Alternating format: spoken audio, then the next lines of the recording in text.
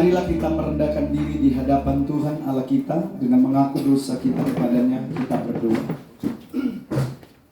Bapa kami yang di sorga, kami bersyukur kepada Tuhan dikarenakan pertolongan Tuhan yang terus Tuhan kerjakan dalam hidup kami, sehingga kami boleh merasakan di setiap hari ada pembelaan Tuhan di dalam hidup kami. Kami tahu Tuhan bahwa tangan Tuhan terus bekerja, tangan Tuhan terus memberkati kami, tangan Tuhan terus menuntun kami, memelihara kami, sehingga kami ada dalam keadaan yang diberkati oleh Tuhan. Kami sadar pun Tuhan bahwa ada begitu banyak pelanggaran, kesalahan, dosa yang kami buat di hadapan Tuhan, baik itu secara sengaja maupun tidak sengaja yang kami lakukan yang menyakiti hati Tuhan. Maka hari ini Tuhan kami datang kepadamu. Sebelum kami masuk lebih dalam ibadah ini, kami memohon pengampunan dosa daripada Tuhan.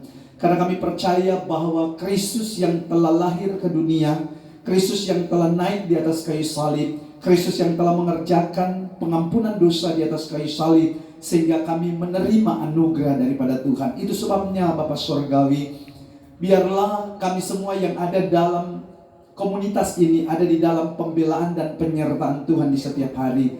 Karena kami tahu kalau tangan Tuhan tidak menyertai, tangan Tuhan tidak memimpin, tangan Tuhan tidak membela, maka sia-sialah semua yang kami akan kerjakan.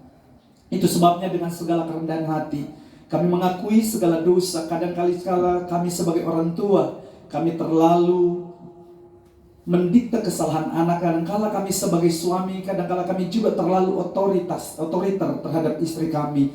Kadang-kala kami sebagai istri juga terlalu banyak tuntutan yang kami tuntut kepada suami, sehingga kadang-kala sukacita hilang dari hidup kami.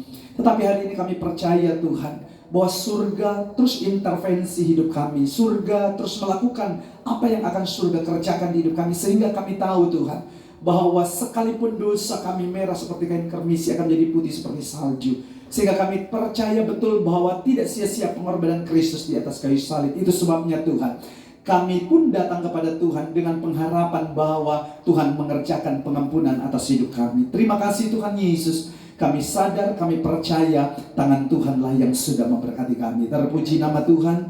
Ini doa kami dalam nama Yesus. Haleluya. Amin. Kita angkat pujian, jiwaku terbuka untuk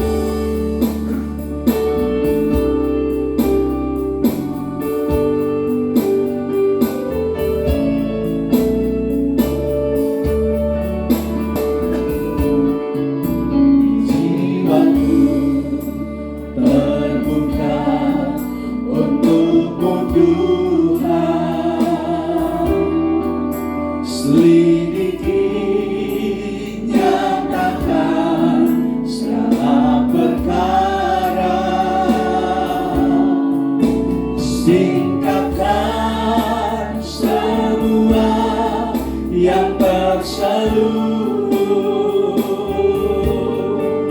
supaya ku layak di hadapanmu. Tuh, sekali lagi katakan dari awal, jiwaku terbuka untukmu. Jiwaku terbuka untukmu Tuhan.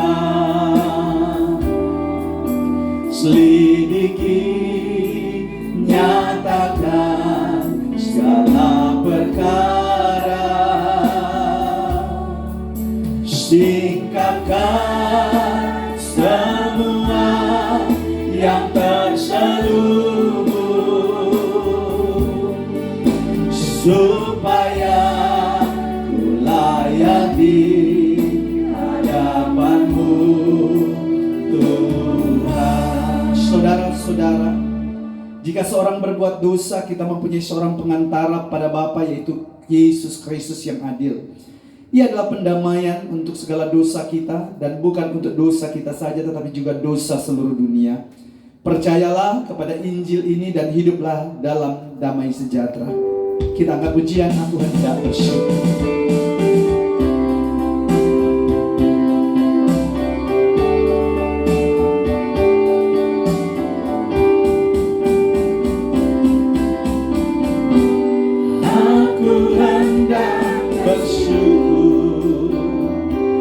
Kepadamu dengan segenap hatiku.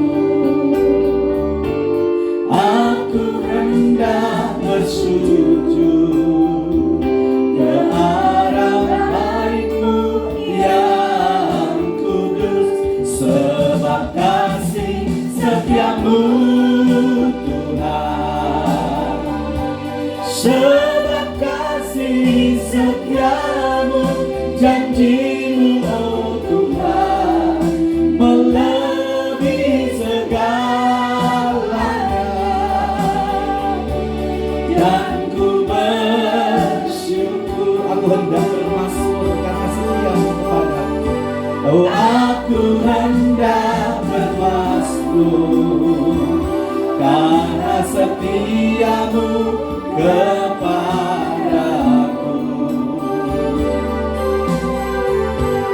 Aku selalu bernyanyi tentang perbuatan tanganmu yang ajaib, sebab kasih setiamu Tuhan. Sebab kasih setiamu. Sejemput jemaat Tuhan bangkit berdiri, kita siapkan hati untuk pelayanan firman Tuhan. Segalanya dan ku, sebab kasih setiamu, janjimu oh Tuhan, melebihi segalanya. Dan ku bersyukur. Dari awal kita nyanyi, aku hendak bersyukur. Aku hendak bersyukur kepadamu dengan segenap hatiku. Aku hendak bersujud ke arah bait-Mu yang kudus, sebab kasih setiamu Tuhan. Sebab kasih setiamu, janjimu oh Tuhan, sebab kasih setiamu Tuhan. Sebab kasih setiamu, janjimu oh Tuhan, melebihi segalanya. Dan ku bersyukur. Kita satu dalam doa kita berdoa. Terima kasih Bapa Sorgawi, kami bersyukur karena kami tahu bahwa hidup kami ada di tangan Tuhan. Kehidup kami ada dalam tuntunan tangan Tuhan, bahkan dalam tuntunan kasih Allah. Sehingga kami merasakan di setiap hari tidak pernah berakhir kasih setia Tuhan, tidak pernah berhenti anugerah Allah dalam hidup kami. Maka hari ini Tuhan, komunitas yang terhimpun dalam satu wadah, komunitas pekerja sosial, di mana hari ini mereka merasakan pembelaan Tuhan, pertolongan Tuhan 1 tahun berjalan. Maka di hari ini mereka bersama-sama bersepakat dalam ibadah Natal Yesus Kristus, komunitas pekerja sosial ini Tuhan. Hamba percaya apapun yang menjadi tujuan mereka dalam komunitas ini, apapun yang menjadi impian mereka dalam komunitas ini, hamba percaya Tuhan akan terus membela, Tuhan akan terus menyertai, Tuhan akan terus mengadakan segala apa yang menjadi kebutuhan mereka. Sehingga hamba percaya program-program yang mereka kerjakan dalam komunitas pekerja sosial ini betul-betul menyentuh hati Tuhan, betul-betul menyentuh hati orang-orang di sekitar mereka. Sehingga mereka berkumpul, mereka bersepakat bukan cuma sekedar berkumpul, tetapi ada visi yang harus mereka kerjakan, yaitu visi kerajaan Allah. Sebagaimana hari ini Tuhan dalam tema Natal melayani dalam kasih, maka kami percaya ada ketulusan di sana, ada keikhlasan di sana, sehingga membawa mereka bersukacita dalam melayani pekerjaan Tuhan. Terima kasih, dan ini waktunya kami akan mendengarkan kebenaran firman Allah. Kami percaya bahwa firman yang telah jadi daging lewat kelahiran Kristus itu akan termaterai dalam hidup kami, sehingga kami tahu Tuhan bahwa kelahiran Kristus tidak akan pernah sia-sia ketika kami tahu mengimplementasikan kasih Allah dalam hidup kami. Terima kasih Bapa Sorgawi, ini waktunya kami mendengar firman. Berbicara, kami buka hati, kami siap. Di dalam nama Tuhan Yesus Kristus. Haleluya. Amin. Puji Tuhan, silakan duduk.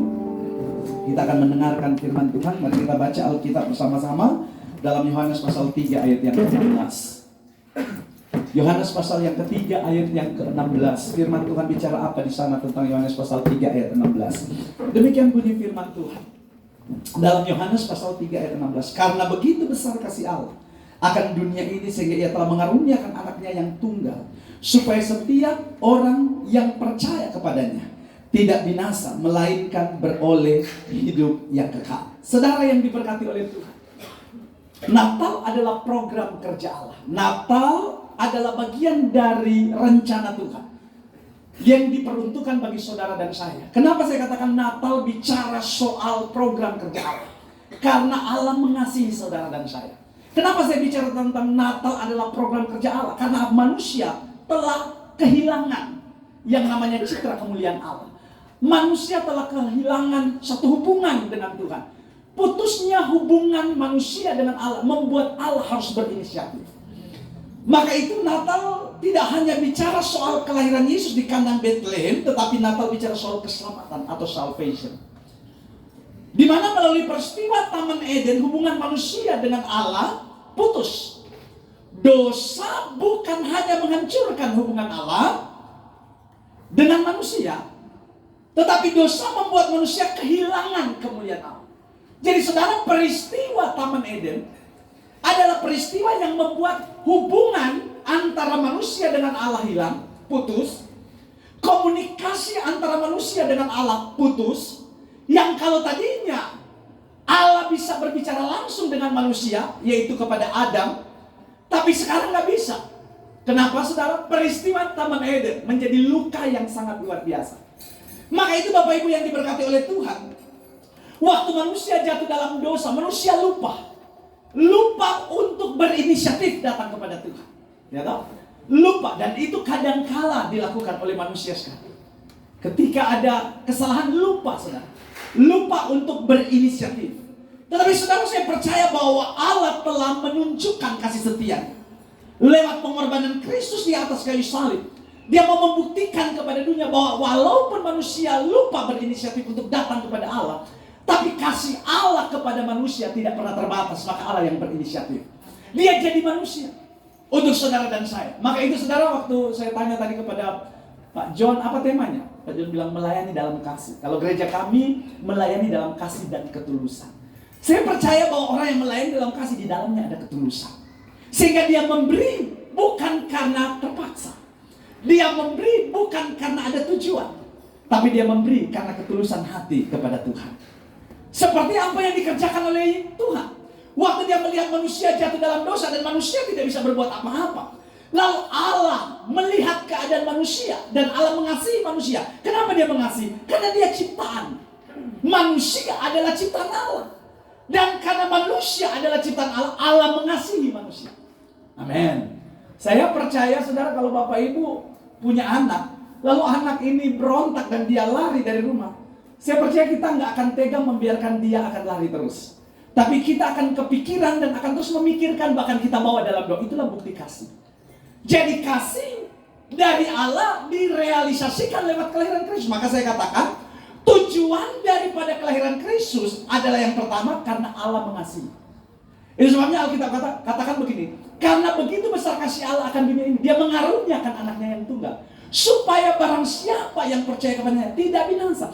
Jadi saudara, kasih Allah tidak pernah terbatas. Kasih Allah tidak pernah dibatasi. Walau kadang kasih manusia terbatas, tapi kasih Allah tidak. Maka itu saudara yang diberkati Tuhan, manusia tidak berusaha untuk memperbaiki hubungan.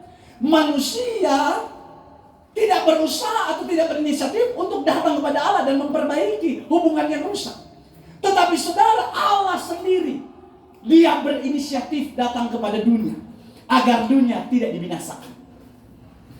Nah, jadi pertanyaan saya simpel hari ini.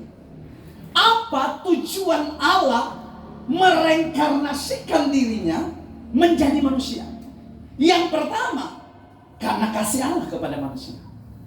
Allah mengasihi, maka dia jadi manusia. Kalau dia tidak mengasihi, maka saya percaya tidak ada karya penyelamatan. Yang kedua, kenapa Allah mau jadi manusia? Yang kedua, karena untuk menyelamatkan engkau dengan saya. Saudara, tidak ada yang bisa membawa kita masuk ke surga kalau bukan orang surga. Amin. Tidak ada yang boleh bawa masuk di kantor gubernur Peruangan kalau bukan orang di kantor gubernur. Amin. Cuman seorang kantor gubernur yang bisa bawa masuk kita masuk ke dalam ruang gubernur. Baik itu asistennya asprinya. Tapi kalau bukan, tidak akan ada yang bisa masuk. Maka Yesus harus datang ke dalam dunia. Yang pertama, karena dia mengasihi. Yang kedua, karena tujuannya membawa saudara masuk dalam kerajaan sorga. Dan yang ketiga, untuk mengembalikan citra kemuliaan. Bapak Ibu, saya percaya kalau ibu-ibu suka pakai make up, perawatan muka, apalagi muka sobopeng, saudara.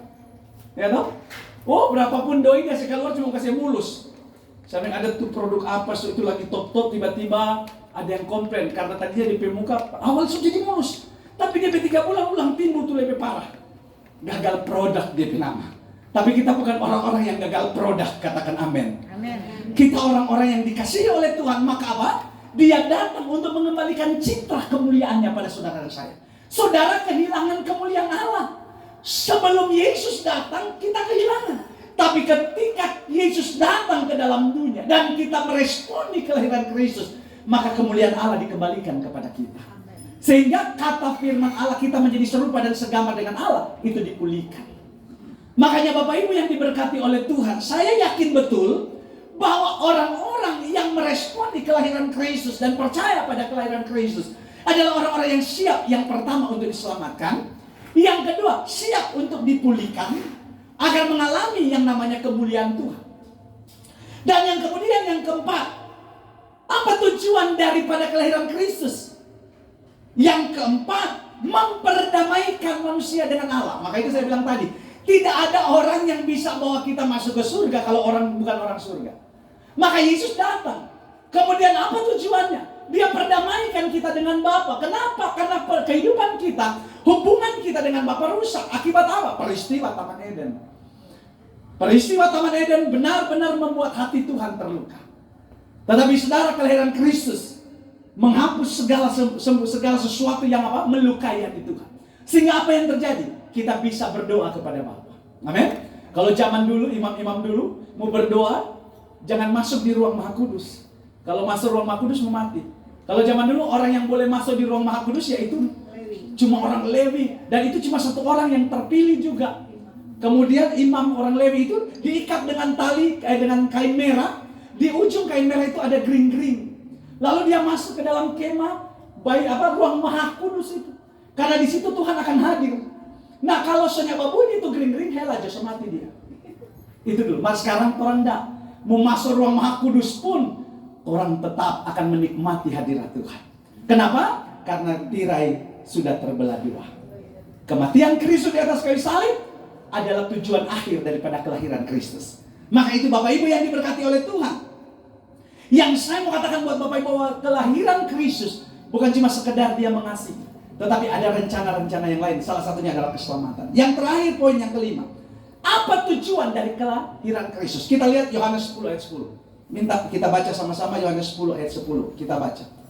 Yohanes pasal yang ke-10 ayat yang ke-10. Firman Tuhan bilang apa di sana? Kita lihat. Yohanes 10 ayat yang ke-10. Pencuri datang hanya untuk mencuri dan membunuh dan membinasakan. Aku datang supaya mereka mempunyai hidup dan mempunyainya dalam segala kelimpahan. Jadi tujuan daripada kelahiran Kristus adalah memberi kelimpahan dalam hidup saudara dan saya.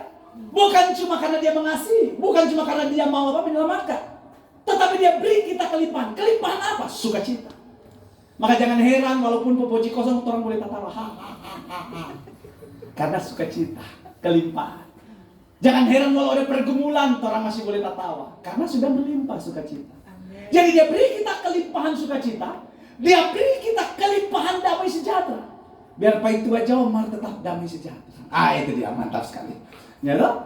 Biar pahit tua ada di mana, mar dia tetap damai sejahtera. Kenapa? Karena dia tahu Tuhan beri dia kelimpahan. Amin. Maka saudara, orang-orang yang menerima poin yang kelima, yaitu kelimpahan, yang pertama, dalam keadaan apapun dia tetap bersukacita. Dalam keadaan apapun dia tetap penuh damai sejahtera. Amin. Biar cuma makan dabu-dabu dengan nasi panas-panas, tetap damai sejahtera. Amin. Karena bukan masalah puru yang bikin orang sukacita, tapi masalah damai sejahtera membuat kita bersukacita. Biar lihat orang makan babi tino ransang, martu hati, yang ada damai sejahtera, yang ada rasa enak. Mar kalau damai sejahtera ada, biar cuma nasi super win panas-panas, dabu-dabu roah. Haleluya, rasa-rasa dan makan babi tino rangsai. Amin, saudara. Amin. Amin. Yo, makanya saudara, orang kalau punya damai sejahtera, biar dia hidup berjalan sendiri tetap sukacita. Malah kalau tidak ada damai sejahtera, orang bilang, kayak kenapa hidup begitu terus Dia bilang, kayak pengen mau pusing. Akhirnya lama-lama aku veto. Tapi orang kalau punya damai sejahtera, apapun orang ngomong, apapun orang bilang, dia tetap tenang, dia tetap bersukacita karena hidupnya tidak ditentukan oleh kata-kata manusia, tetapi hidupnya ditentukan oleh kata-kata Tuhan. Kasih tepuk tangan dulu buat. Maka itu saya katakan, di poin yang ke-10 dia datang beri kita kelimpahan. Makanya Bapak Ibu, kalau kita hidup dalam kelimpahan sukacita, kita hidup dalam kelimpahan damai sejahtera, maka kita akan melihat kelimpahan-kelimpahan yang lain. Amin. Kelimpahan popoji, kelimpahan yang banyak kelimpahan. Kenapa? Karena yang menentukan berkat itu tercurah ada dua hal. Kalau kita punya sukacita dan damai sejahtera. Ini dua warisan surga yang tidak boleh hilang dari hidup kita. Bapak Ibu dengar, apapun keadaan yang kita hadapi, jangan hilang sukacita dan damai sejahtera. Kenapa? Kalau sukacita dan damai sejahtera hilang, biar Bapak Ibu tikang kapal lain yang akan ada rasa yang enak dalam hidup kita. Makanya sekarang bagi saya, sukacita dan damai sejahtera adalah bagian terpenting di hidup kita. Dengan kita memiliki sukacita, dengan kita memiliki damai sejahtera, kita akan melihat pertolongan-pertolongan Tuhan di setiap hari. Makanya ada ayat bilang begini, dan bergembiralah karena Tuhan, maka dia akan memberikan apa yang diinginkan hatimu. Jadi, orang butuh apa? Tak tahu aja sendiri di kamar. Ya, tuh jangan tahu sendiri di luar. Orang bilang, siapa dia suruh tak tukis tuh. Tak tahu aja kata firman Tuhan bilang, bergembiralah, maka dia akan memberikan apa yang diinginkan hatimu. Apa yang orang suka? Cuma bergembira. Maka itu saya katakan, hidup kalau penuh sukacita enak, saudara. Orang datang bawa berkat di rumah, kontong pemukanya tidak sukacita, pulang tuh orang bawa pulang tuh berkat. Tapi orang kalau antar berkat, kontong orang penuh sukacita, dia senang sekali memberkati saudara. Maka itu saudara, saya mau katakan dan tegaskan di Natal komunitas pekerja sosial, bahwa kelahiran Kristus, dia beri kita kelimpahan. Dan kelimpahan membawa kita hidup dalam kemenangan yang luar biasa. Tuhan memberkati kita. Shalom. Kita akan dengarkan puji-pujian dari pengurus KPS. Kami persilakan. Mari Jo.